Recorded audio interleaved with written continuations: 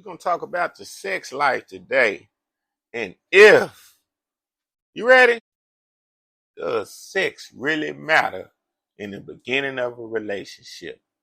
Or can you have a relationship based on honesty, long-term living, family, kids, and happiness? Come on, let's see who's going to tell the truth, or let's see who's going to lie. My opinion is you don't have to always have a sexual attraction to somebody to have a good life and a good relationship. But I think when you do have sex, you should have built up a bond and a strong connection to where both of you all are hot and horny for each other.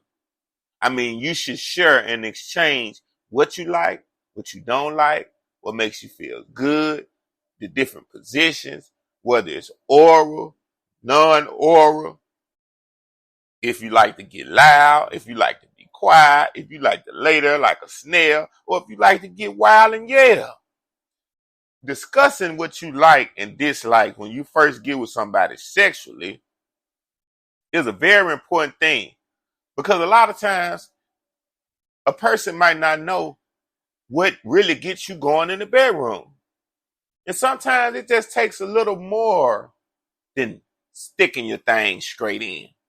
It just depends on the situation. Sometimes you can just have straight sex because you super hot, and it can be best sex in the world. And sometimes you might take it slow and break yourself in. It's different times and different moments. It's not a one-way perfected way. And that's what's wrong with people, because a lot of women think that you're supposed to kiss every time for 20 and 30 minutes and all this shit that you seen on TV, or that what you did with your last man. Every man ain't the same. Every turn on ain't the same. That don't mean that you and this person that you with can't make it and can't develop and have something special. You just have to learn each person, what they like and what they dislike. And then you aim to please. See, this is what goes on. A lot of niggas will see a woman, they can go both ways. And I'm going to get deep into this shit. Some men will see a woman and be like, damn, man, she fine as motherfucker. You see her ass? And you know what they thinking then? How hard they can nut hitting it from the back. And how explosive the orgasm going to be. Now, they haven't thought and looked at this woman and said, damn, do she look like she got some sense? Do she look like she'll be a crazy baby mama? Do she look like she won't be shit? Do she look like she just want me for my dick and nothing else? Do she look like she could possibly have a future with me? And that's where a lot of niggas make mistakes at. And don't get me wrong, it's some women you can look at and be like, damn, I could just tell it'll be amazing in the bedroom. And you can have amazing sex in the bedroom and also amazing relationship. But these days and times, with everything that's going on in the world, with Kias and Hyundais being stolen, with your windows being busted out while you're in the store getting gas, when people stealing everything out of the Family Dollar, that the price is going up, when you go into the grocery store and the ground beef and the chicken is triple the price, then you got to check out everything. It ain't the same no more. So if you see a woman that you look like you want to fuck the shit out of, or ladies, if you see a man you look like you want to jump on that dangling, see a little bit of something about him. Check him out. Ask him some questions. Kick it with him just a little bit and kind of see if he got a little bit of what you're looking for. And then you go have fun.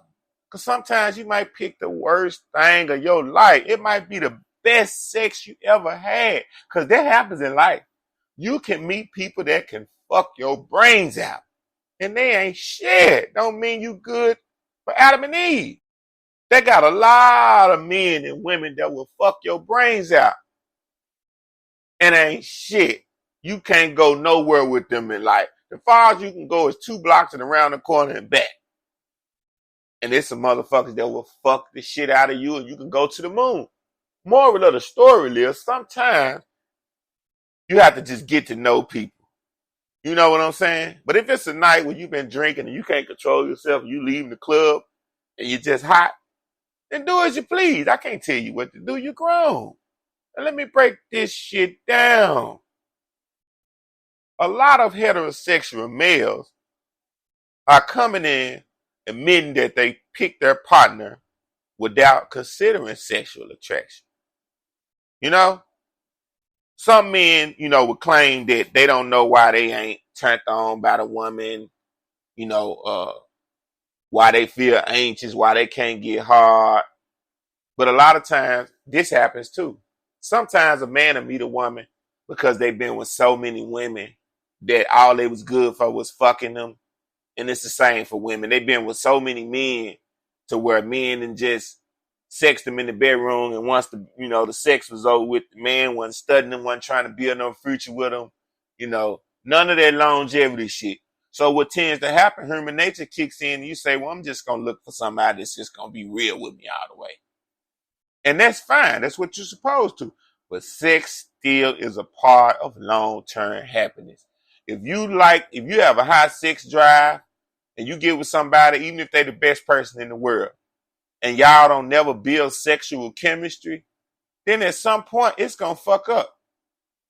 Yeah, it ain't because the person ain't treating you right or doing right by you. It's just because you don't have no sexual attraction. You can't get hard. She can't get wet. Now, it's always ways around it.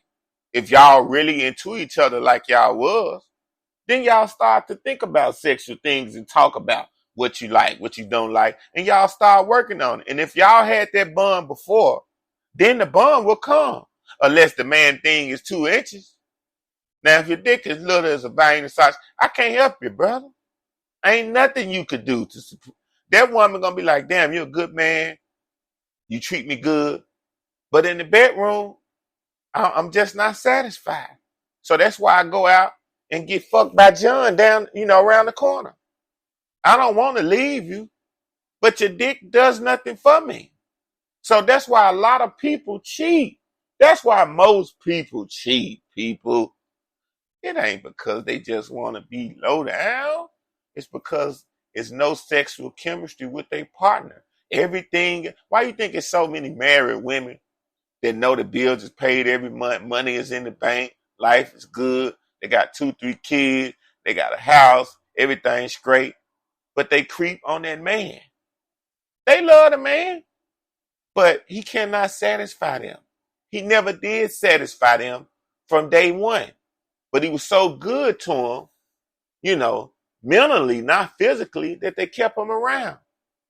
I think that people, if you have somebody that's treating you good and you really care about them, in the beginning, establish that sex so y'all can stay together. Don't just put it off and be like, well, he do all the things that I like him to do, and she do all the things I like her to do and need her to do. But so shit, later on we'll just figure it out. Nah, because as time go by, y'all are gonna grow apart. Y'all are gonna go apart because every time she get hot and horny, she don't even want to fuck with you. Every time he get hot and horny, he over in his phone texting Cynthia, hey Cynthia, look, we're gonna meet up this weekend. I can't wait to get that puss again. I'm with her, but shit, we don't fuck. I like fucking you. That's why those type of situations happen. So people have to be aware, honest with themselves, and just stop bullshit. Because it's, 60, 70% of people that's together, that's the motherfucking problem.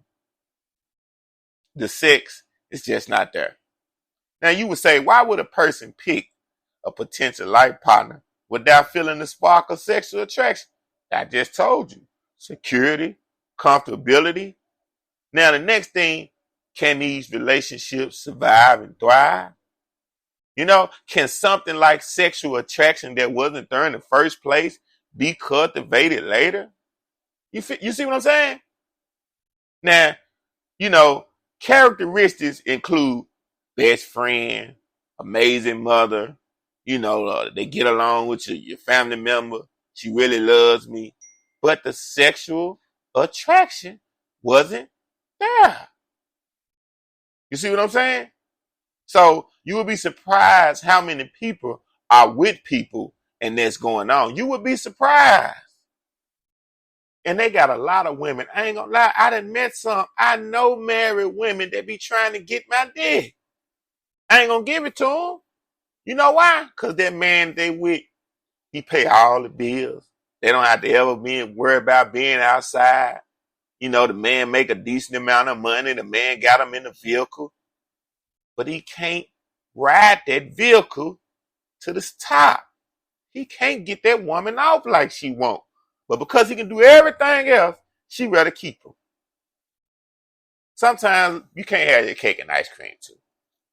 Sometimes you just can't have it the way you want it.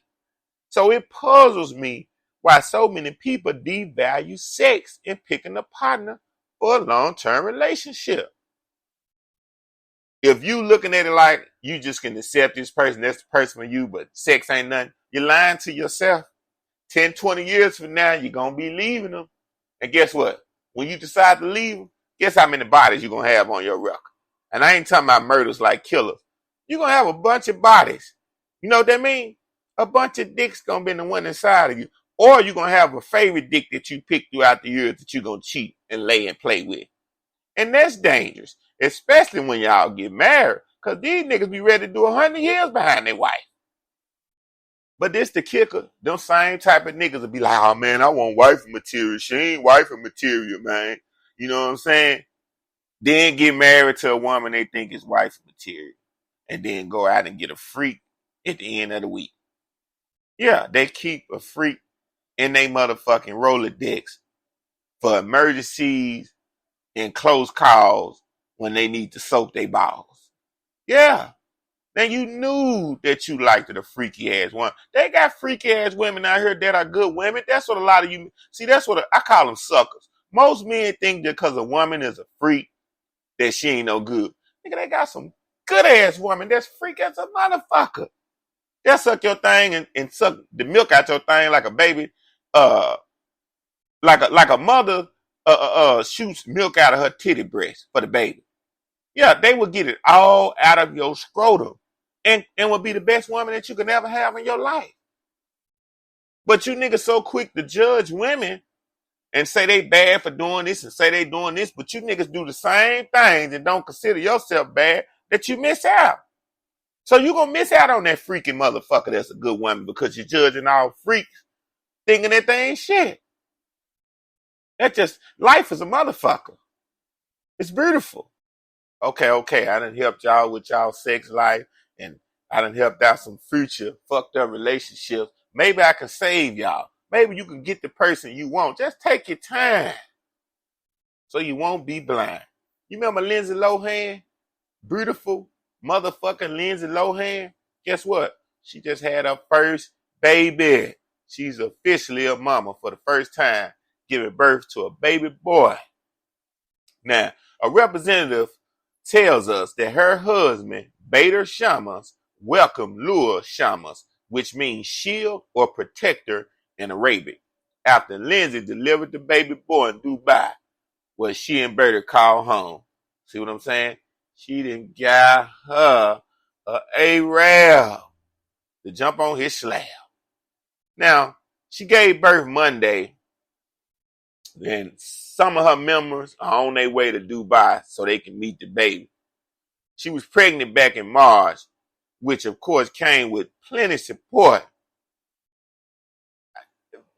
Lindsay Lohan it's looked like she disappeared off the map. I mean, I haven't really seen her in no recent movies and none of that shit. But she's still been getting dick down. You see what I'm saying? You have to have the beautifulness in your life of great sexual activity. Now, before she got ready to have the baby, she went to New York, the Big Apple, and met with her parents, her brothers, you know, and they hadn't been together in about 7 years all at one time. So she did this a little bit before she got ready to drop the motherfucking baby. Shout out to Lindsay Lohan and her man. We miss you, Lindsay. Come on out with some new movies. See, Lindsay been laying back, getting stroked and poked and just enjoying life. That's why we ain't seen her on the big screen in a minute. Goddamn Lindsay that got her first child in the world. Last but not least, in the entertainment world, Wiz Khalifa. Y'all remember him, stick body ass nigga with all them tattoos and dreads? Came out with some songs years ago and disappeared off the planet of the rap world. Yeah, he smoking weed, got his own cannabis strand. Wiz Khalifa got high expectations for the first pitch. He said he's gonna be high and stoned as a motherfucker. You know what he finna do? He throwing out the first pitch for the Pirates game today. Yeah, he throwing out the first pitch for the Pirates game today. They playing the Cleveland Guardians. And he said he planned on being stoned as fuck for the ceremony of first pitch. Now see what I'm saying? Niggas always got to do something their own way. Why you just can't go out there and throw the baseball sober? You got to be full of that shit. The Pittsburgh native who's in town for his high school reunion tour would do the honors before his hometown team hosts the Cleveland Guardians. And he's got the perfectly on brand strategy in place of his big moment at PNC Park. And what if he fall out? What if he fall out high as a motherfucker and then he trying to throw that pitch? You know sometimes when you high as a motherfucker off weed or alcohol and it's hot outside, it will fuck with you. You know? Then he say he gonna be, he going far. This motherfucker say he gonna be shroomed out. So you gonna take a mushroom too? So to prove he wasn't, he ain't bullshitting about doing this, y'all. He on Twitter. Go to his Twitter page. And he got a picture of weed and some mushrooms. And look at the tweet. You could say that he kind of paying homage to the former pitcher Doc Ellis. If y'all don't know who Doc Ellis is, Google him. Who famously claimed to throw. He said he threw a no-hitter while he was high on LSD back in 1970. Google it. They got a picture named Doc Ellis, who famously said he threw a no-hitter on LSD.